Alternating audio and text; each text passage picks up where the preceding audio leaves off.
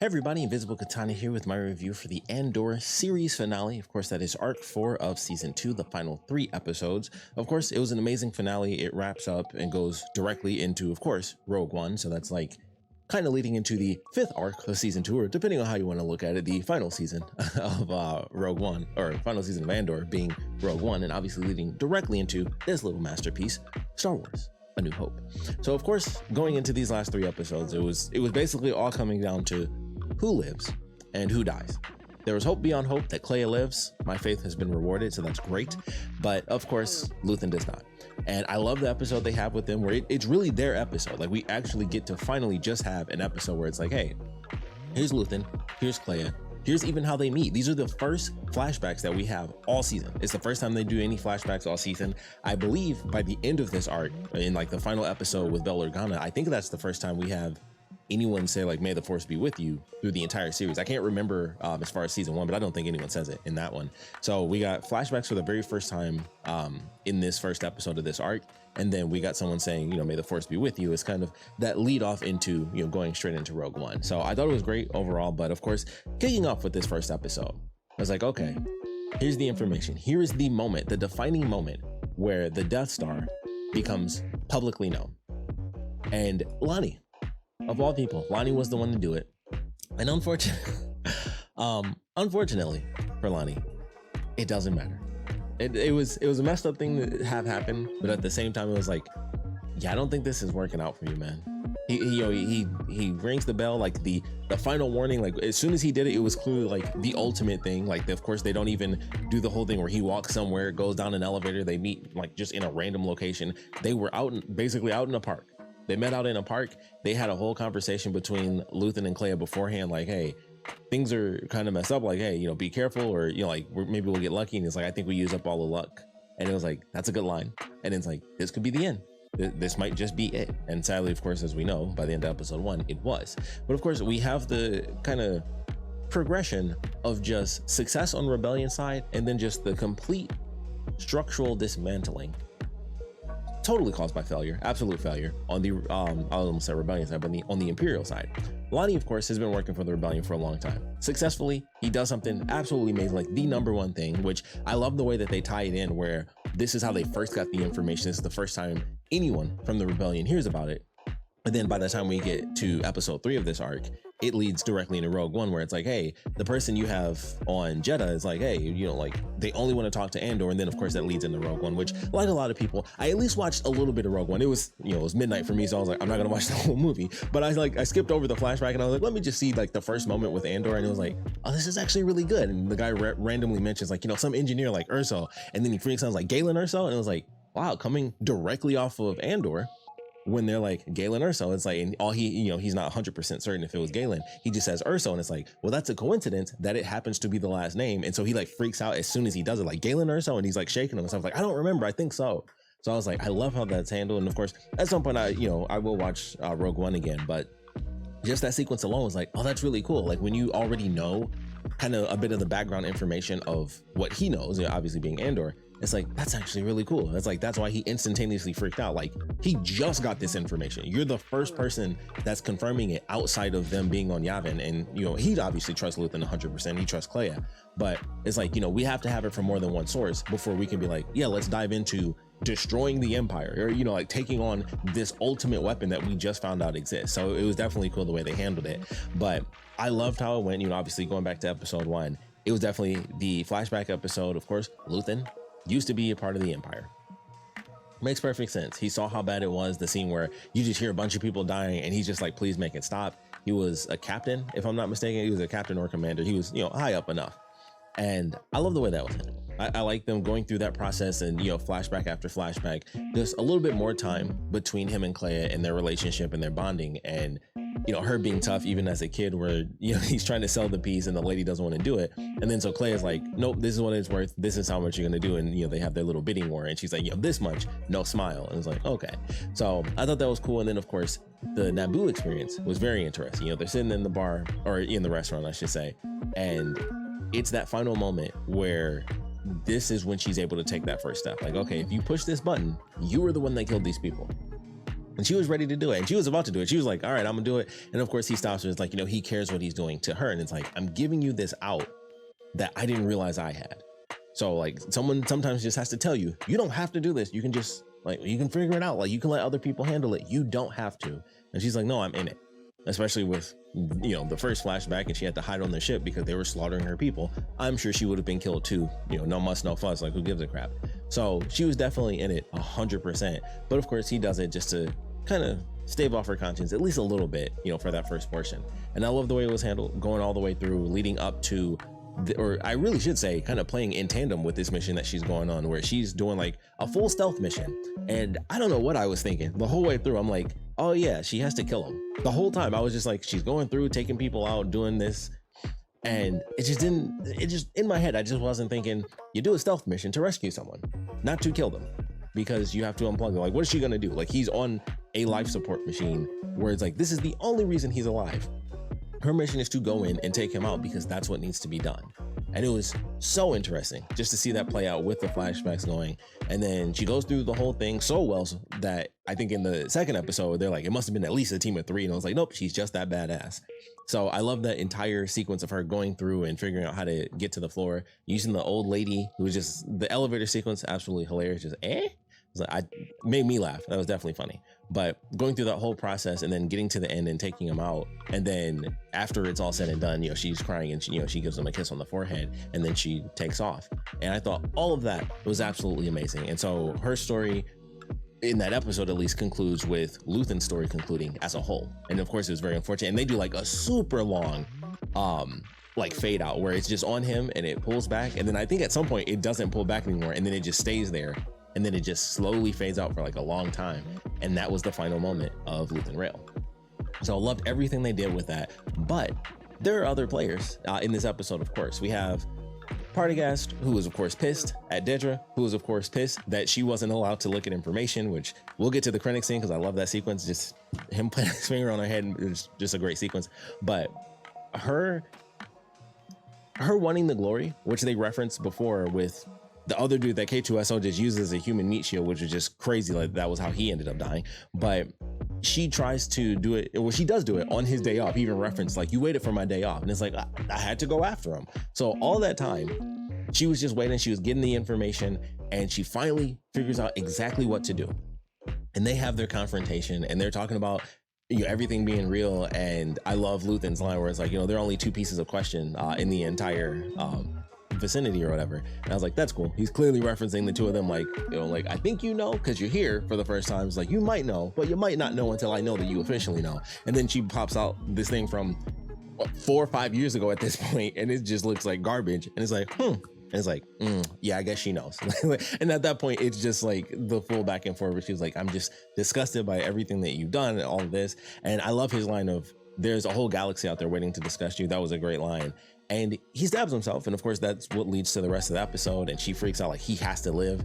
And she just screws up entirely. And by the time we get to the end, because admittedly, after this is like, she gives a little bit of help, like, maybe they have an apartment or whatever. And that's it. Like, we don't see her after that little prison sequence in episode 2. We don't see her at all until the final little thing where they're doing the montage and she's just in the prison that Andor was in.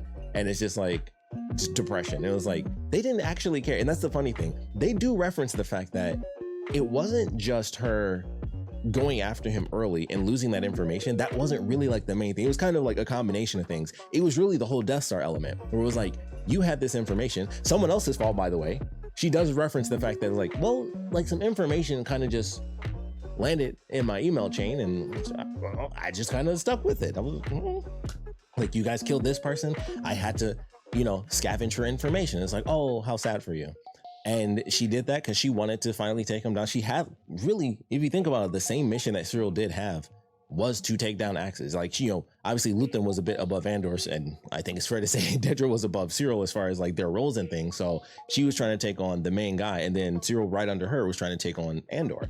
And it was just interesting the way that it was handled, where it wasn't the fact that she really went after him and failed to get the information. It was like, and of course, at that point, they didn't give a crap because it's like, okay, we want to get this guy, but rebellions are kind of here and there and everywhere. And then by the time we get to the end of this show, we have even the sequence where Partagast, before he kills himself, they have him listening to, I forgot the character's name, but the guy from the first season, and it's like, oh, I had no idea that that was actually something he said. I thought they were, I thought they were just doing like a random voiceover where, someone's obviously reading something and they just have the character say it in their voice. I had no idea in episode or in season 1 that that was an actual recording of the character. I was like, oh, they're just doing like the voiceover thing where he reads out the words that he typed. And it was like, no, they just made it where it's like, yeah, it's just a straight up recording. We're just going to use it as that. And I was like, oh, that's kind of cool. And it's, kind of just spreading across the galaxy to the point that they even have it on file themselves.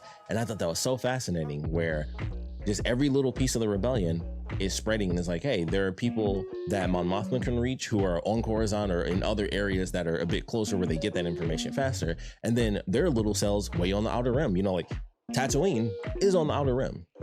They have an Imperial force there, but it's not nearly as much as like, you're obviously on Coruscant with Palpatine. So it's very different where and why these different speeches can reach, different locations without, within the galaxy. So I thought it was super cool that they brought that back and made it just like an actual recording that's been spreading throughout all these little rebel cells over the past couple of years. So I thought that was a very great scene. And just the ladder of problems where it's like, at the very top, obviously, you get Palpatine, Vader. I would assume Tarkin, I would give it to Tarkin as number 3. And then after that, at least in terms of everything that's happening with the Death Star, you got Krennic and then Pendergast. I forgot exactly how to pronounce it. I'm just gonna go Pendergast. And I love the way all of that was done. And then, Dedra and like all of ISB. But the way everything just fell apart from one simple thing where it was kind of Dedra's fault, but in reality, it was whoever's random fault it was. Like, I would love to see a random comic where they're just like, hey, you're the person that sent the chain to this. We're gonna chop your head off or something crazy. It was like, what? Oh man, it's like, that's gonna happen to somebody. Like, there's someone that we never saw that either got just completely murdered or just locked up in prison, just like Dedra did. Because it's like, you're the reason she got this information. They're gonna follow that chain all the way down to blame every single person they possibly can. They're gonna figure that out for sure. We won't see it, but I'm telling you, whoever sent that email by mistake and was like, here's a couple files, here's the word Death Star in an email or something, that person's dead too. Like, they're in prison at the very, like, they're screwed as well. Just to point that one out, because that's something you don't think about. Like, oh, I got this information by mistake, and then I kind of just kept it. I should have reported it, but I didn't.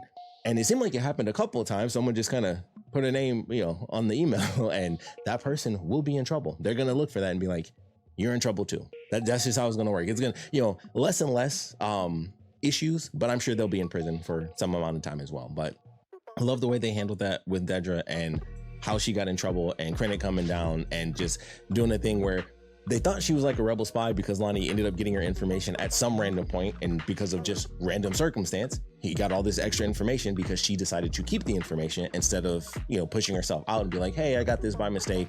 I know I'm not supposed to be a part of it. I'm hands off. So, she got in trouble. He would have been in trouble. Obviously, he was on the run, and Luthen took him out. Hopefully his family's okay. That's the best we got is like, sorry, dude, he put a hole in your chest, and maybe your family's all right. That's the best you get for Lonnie. Like, who knows?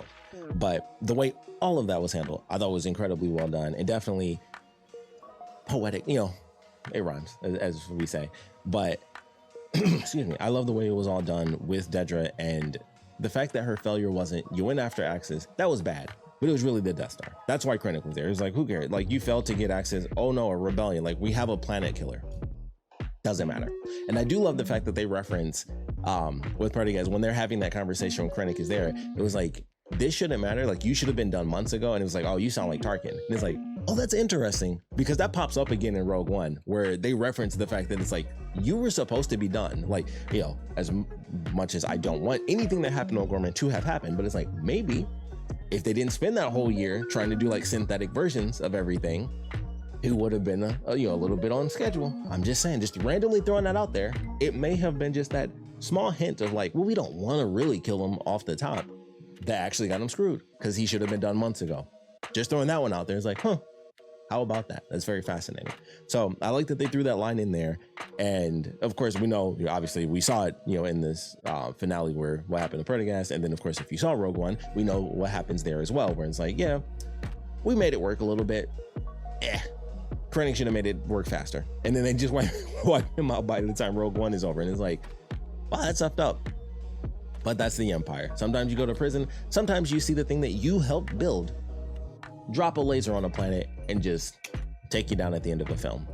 fascinating times. But all of that done on the Imperial side. Episodes 2 and 3 I thought were really well done. Obviously we got to see K2 actually have an interesting battle and go in and save Andor, and I can't remember his buddy, but the guy who was actually in the film for Rogue One. And with this movie, or with this show having only 2 seasons, for anyone that doesn't know, there was a plan to be like, hey, we want to do like 5 seasons. It's like, yeah, I could totally see them doing more missions. Like, one thing that I wish we got was Bix and Andor actually going on a mission together. Like, they have that sequence where she's depressed and then she kills the guy at the end, and it's like, I would love to see, you know, if they did the time skip a year later and there was just another mission where it was the 2 of them together. I would have loved to have seen that. And I feel like had we gotten 5 seasons, 100% we would have had a mission that was Bix and Andor together doing something. And sadly, we don't get that at all. And I was like, dang, if there was anything that I wish we got, it's that. And also more Krennic. If you can just poke people on the top of the head all the time, that would be fantastic. Also, the end sequence where Dedra was trying to be like, you know, if she knows we're after her, we have to cut off this, this, and this. And he just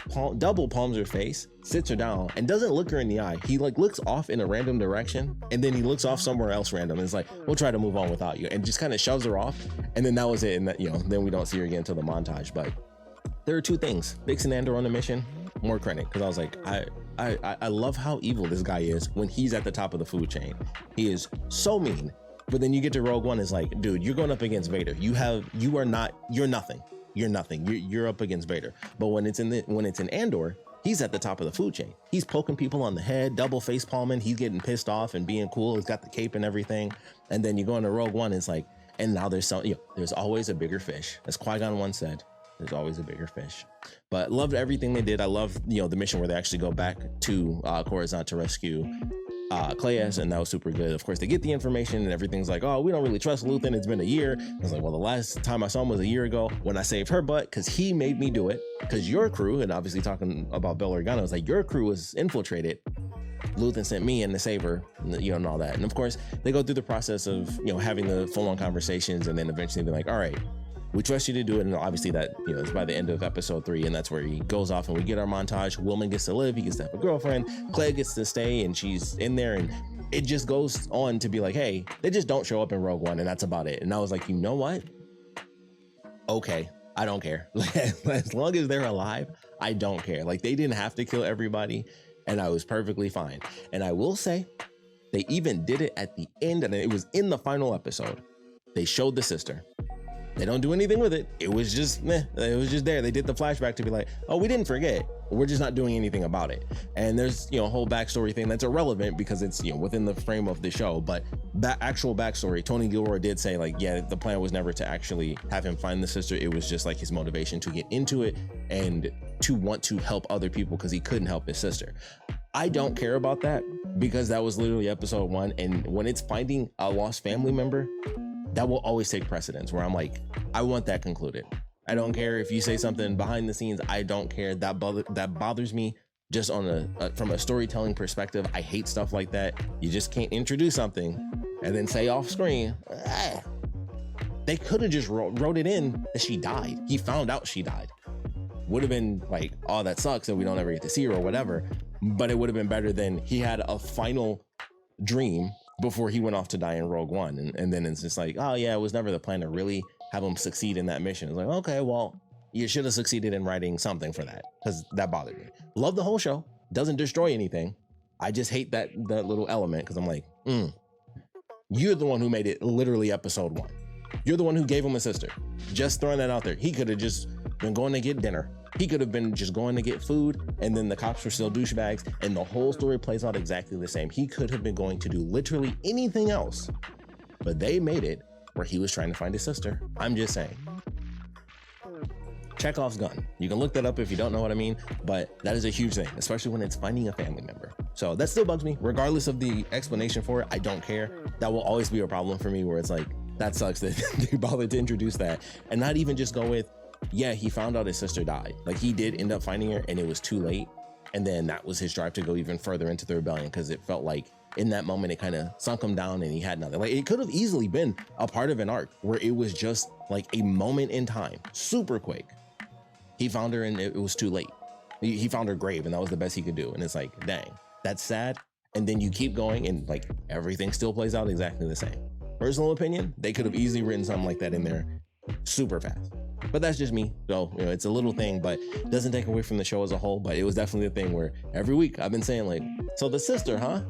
And it was just like, hey, dream sequence. It was almost worse that they did that, because I'm sure there are a buttload of people that weren't like me every week. Like, are they going to do the sister thing? There are so many people that 100% forgot that was even an element, and they just threw it in at the end. I'm like, that's actually worse than doing nothing. If I'm being totally honest, that's 100 times worse than just not doing anything with it at all. And you just do like a final dream sequence before he dies. And it's like, that's worse. That's actually worse. But doesn't take away from the rest of the series being absolutely amazing and loving every single moment of it. He puts on the jacket, by the end, he does the look at the lady who had the force powers and everything. And he goes off. We get our montage. Like I said, a woman gets to live. Mon Mothma and Vel, they get to have a conversation. Dedra's just locked up, which she won't be locked up for as long as she might think. I'm sure they were like, you're getting like a life sentence for effing up this hard. But I mean, they blew up the first Death Star and then they blew up the second one. Like the span of what, episode, well, I was gonna say episode 1, but going from like A New Hope to the end of Return is like a couple of years, admittedly. And she's like at Rogue One. So like she got like what, 8 years, 5 to 8 years? I don't think it's even 8 years. I really think it's only like the span of like 5 years or so between the first Star Wars and then Return of the Jedi. So she won't be in there that long. I'm sure some, the whole thing falls apart and then it's like, well, what are you building? Like you build Death Star 1, you build Death Star 2, they blow both those up and it's like, okay, well, unless she's in there until the sequel and, the First Order comes around and she's just still trapped, I think she'll be out a little bit quicker, because it's like, honestly, if the Empire exploded twice, they blew up the Death Star, especially the second time and they actually killed the Emperor and Vader died on it too, I'm not going to be a prison guard. I'm going to be honest. I'm like, I don't care. Who's paying me? I think that's fair to say. I know there's a lot of stories after that and where there's still a bunch of people that stick around with the Empire and everything. But it's like, as a prison guard, I'm out. Like, there's no reason for this. I'm just going to leave because you blew up the Death Star twice. And this time the Emperor and Vader died. There's nobody. I'm out of here. Like, it's not like in Legends where like it was kind of like Thrawn after that. Now things are mixed up and he was like involved in it and then he was sent off to another galaxy. So he's out of the question. And it's like, yeah, I'm done. Like, I'm out of here. Like, I'm sure she'll be out in time. We'll never see it again, but I'm just saying she won't be there as long as I'm sure she thinks she will, because things are going to go pretty quick for her. So great way to do it though. Great ending. Absolutely love the ending. And then of course, like I said, ends off with him going into Rogue One. And then they do the most depressing thing on earth. And I was like, this was unnecessary. It was painful. It was hurtful. It was almost spiteful, even more spiteful than just throwing in a pointless dream sequence to remind people they didn't do that storyline.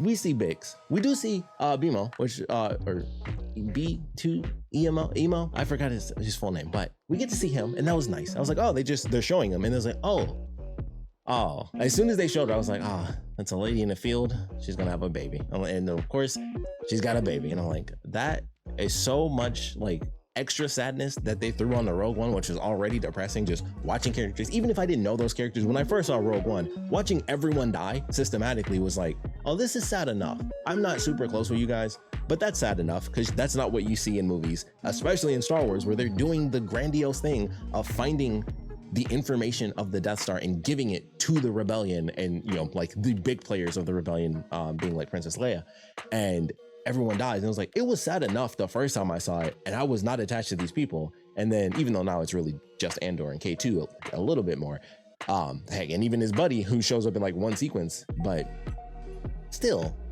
to throw the kid in. And then they did it twice. If you haven't seen Tales of the Underworld on Star Wars Day, they did it again, and I won't spoil that, but it's like, I'm tired of new Star Wars babies and no dads.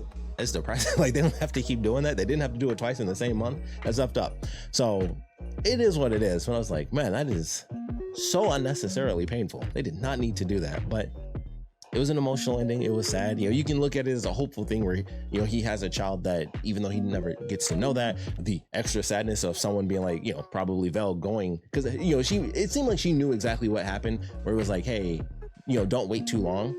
She probably didn't know, but it did seem like, they just knew she was safe, because they do reference the fact that he knew she was somewhere safe. And then even Vel was like, that's what I hear. It just seemed, and also her considering her situation, that's probably why she brought it up. But I wasn't 100% certain if she knew anything at all. But it was like, hey, don't wait too long. It's like, after it's done and all that stuff. And it's like, that's just sad. That's unfortunate. So just horribly depressing ending. Going into Rogue One, then you got to be depressed again as you watch him die on the beach, and it's like, you got a kid, dude. That sucks. But love the show overall. Sad to see characters go. Even some of the characters that weren't the word. Like Syril, I think, had the second saddest death, where it was just like, oh, you could have been a good guy if you just understood a little bit better. So sad. And then Luthen and just everything they dealt with all these characters and the things they had to sacrifice, or just the things they lost in general. So love the show, of course, and I'm at some point, like I said, I'm going to end up watching Rogue One again. We will see how things go for Star Wars. I'm one of the people that's been like, hey, I'm still kind of enjoying things. I like Mandalorian season 3. Still bothered by the fact that the Mandalorians were on this planet, and I still don't understand how they were just jizzing in their pants when Bo-Katan was like, what if I take my ship to follow this bird? And they're like, oh, and I'm like, do you guys not have ships? I still think about that a lot. I didn't hate Mandalorian season 3 like a lot of people, but I think about them being on that planet, and I'm like, how did they even get there if they don't have a ship? Very odd. I'm just throwing that out there. It has its issues. Admittedly, the Lizzo Jack Black episode, granted, that had Christopher Lloyd, and I'll be honest, like, I don't know. It's like, I like Back to the Future so much. Christopher Lloyd might give you like 100 extra points just for him popping up. And the whole separatist thing that they did there, I was like, I hate seeing two of these people. But this other special guest appearance was like, I don't know. Kind of wins me over. Also do like the story of that episode. I know people hate that episode because it's weird that they show up, but I actually like that episode. It also felt succinct. It was also kind of pointless and weird, and I still hate the ending to that specific episode when they go meet the Mandalorians, and it's like, oh, she killed that monster that beat me, so it's hers. I also think of that a lot. As much as people hate on Mando season 3 for a lot of other things, I'm like, just from a writing perspective, there's some really weird things that happen in that season that no one ever brings up, and I'm like, those are way more egregious than the actual plot of how the story plays out. And it's like little stuff that people just skip over, and they hate like other stuff, and I'm like, go back to like the weird lines that they write in, or the things they don't explain, like them being on a planet but they have no ships. Why'd they stay on that beach? Giant, sci-fi crocodigator comes up. It's like, you should have left that beach after that happened. Should have left the beach after the bird came the first time, or the second time, or potentially even the third time. There were a lot of helmets in that bird nest, and they just stuck around. But anyway, still love Star Wars. Excited for Ahsoka season 2. I really enjoyed Ahsoka, of course. That was real up and down, but I loved Ahsoka season 1. I'm very excited for Ahsoka season 2 right now. But we'd love to know your thoughts on all things Andor. Season 1, season 2, going into Rogue One, if it's been a minute since you watched it. What are your thoughts and feelings on it now? All those good things. So please put your comments down in the comment section below. And of course, thanks for watching.